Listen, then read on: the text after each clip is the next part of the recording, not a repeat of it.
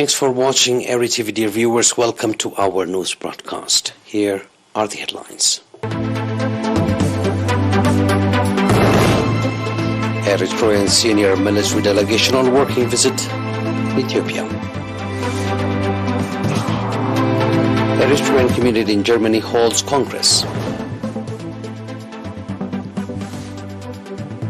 Iran warns off U.S. spy plane.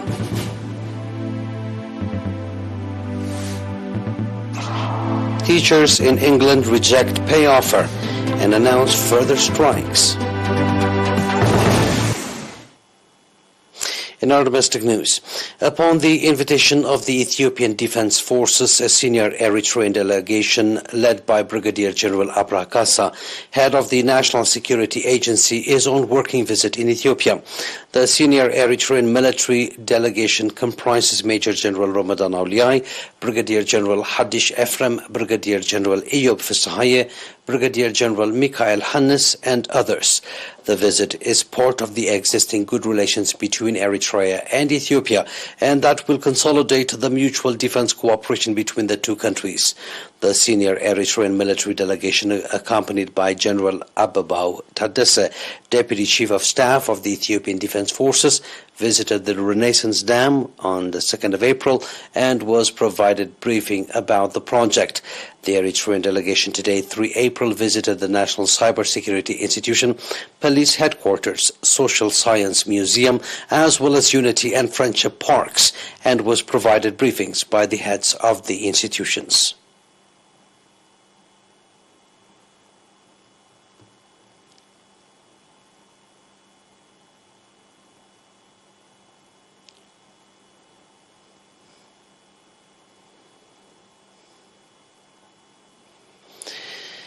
Eritrean community in Germany held Congress in Frankfurt on 25 March under the theme Strengthening Eritrean Community, Timely Responsibility.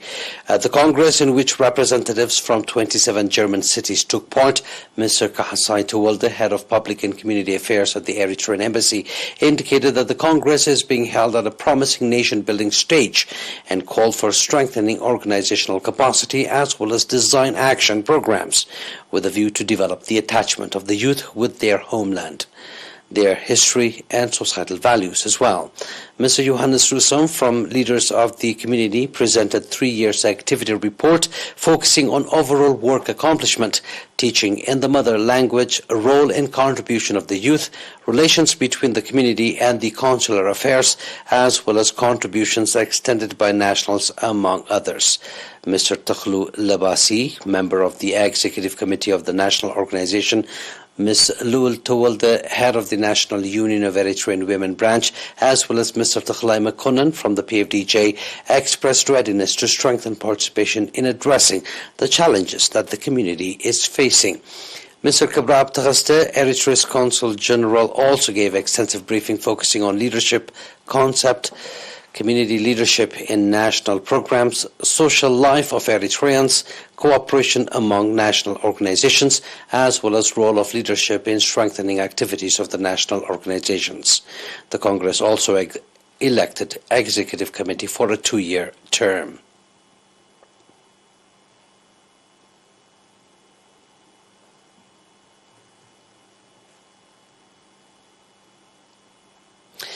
World Autism Day was observed on 2nd April at the Central Regions Hall under the theme Quality Integrated Education for All. Speaking at the event, Lieutenant Colonel Berhane Bokhratzian, chairman of the National Association of Intellectual and Developmental Disability, said that autism is a complicated disability, hard to identify and monitor, that needs basic understanding and skill for its treatment. Lieutenant Colonel Berhane Bokhratzian also called on the Ministries of Education and Health and other stakeholders to strengthen participation in the effort to develop the understanding of the public regarding treatment of the disability. Mr. Dawit Solomon, head of follow-up of National Associations of the Disabled at the Ministry of Labour and Social Welfare, said that treatment of nationals with disabilities is not to be left to the National Association of Intellectual and Developmental Disability and Parents alone, and called on every citizen to play due part. Similarly, World Autism Day was observed in Northern Red Sea region, featuring various programs depicting the day. World Autism Day is being observed for the 11th time at an international level and for the 4th time at national level.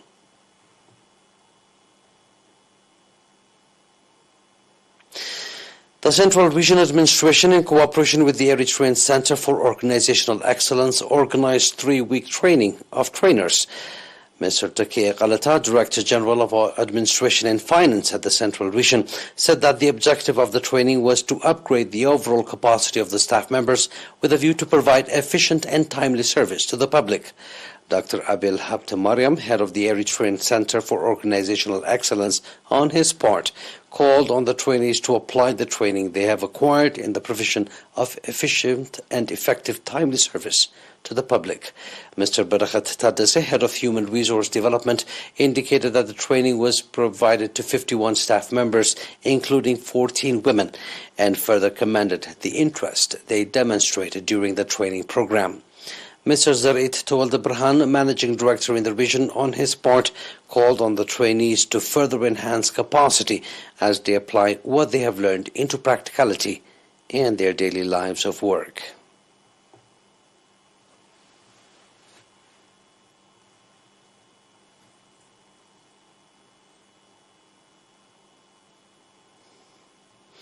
Those are domestic news. Please stay tuned now for the international news right after the short break.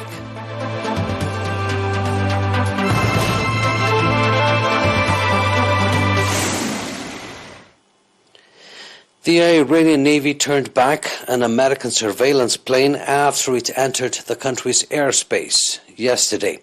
Iran has previously shot down American spy aircraft. A U.S. EP-3E reconnaissance plane was identified by the Iranian Navy over the Sea of Oman on Sunday afternoon. Following a warning from the Navy, the plane returned to international airspace.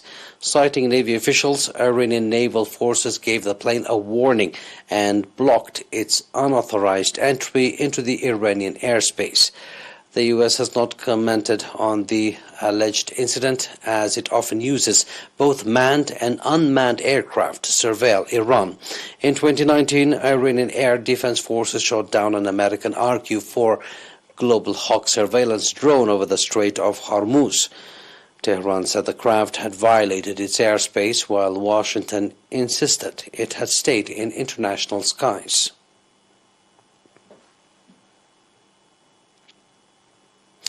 Teachers in England have overwhelmingly rejected a pay offer from the British government aimed at ending a series of disruptive strikes, their trade union said today, announcing 2 further days of walkouts. The National Education Union, Britain's largest education union, said 98% of the teachers who voted in the ballot followed its advice to reject the offer of a one-off payment this year of £1,000 and an average pay rise of 4.5% in the next financial year. Tens of thousands of teachers across Britain have taken strike action this year in demand of the above inflation pay award, leaving classrooms empty and heaping pressure on Prime Minister Rishi Sunak to help resolve the dispute. The union said teachers would take 2 further days of strike action on April 27 and May 2nd. The government has argued that higher pay rises would only worsen inflation. Scotland's largest teaching union has also accepted a pay deal to end long-running strikes, which it said would amount to a 14.6% increase in pay for most teachers by January of 2024. Please stay tuned now for a recap of tonight's headlines.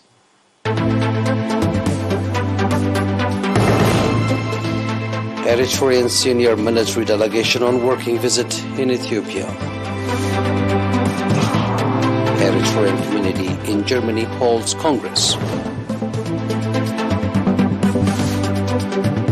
Iran warns off U.S. spy plane.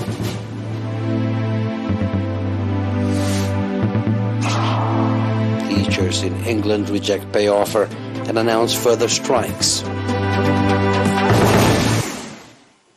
And that was our news for tonight, dear viewers. It is good night from us.